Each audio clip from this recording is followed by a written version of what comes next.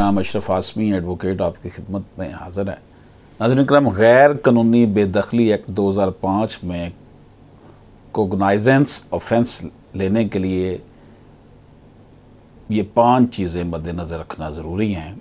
इसको नरेट किया गया 2015 PCRLJ 308 में।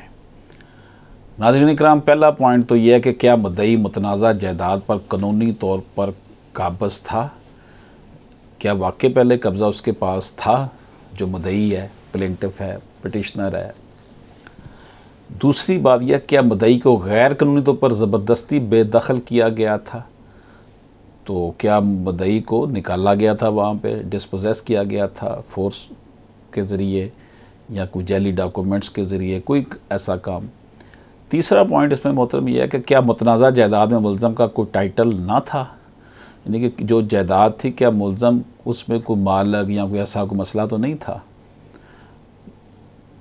अगर तो उसने कोई जैली डॉक्यूमेंट्स बनाकर टाइटल बनाया हो तो वो तो फिर गलत होगा ना, वो नहीं इसमें आएगा।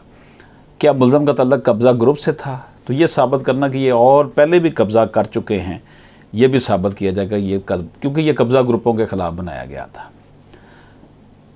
और आखिरी पॉइंट, क्या मुल्ज़म का अमल गैर कानूनी है और इसकी नीयत जो थी वो इस तरह की थी कि वो नुकसान पहुंचा रहा था उसकी प्रॉपर्टी को ग्रैब करके। ये हैं वो इम्पोर्टेंट पॉइंट्स जो 2005 गैर कानूनी बेदखली एक्ट में उसको एडमिट करवाने के लिए ये चीज़ें साबित करनी होती हैं केस को। इजाज़त दीजिए, अल्लाह हाफ़िज़।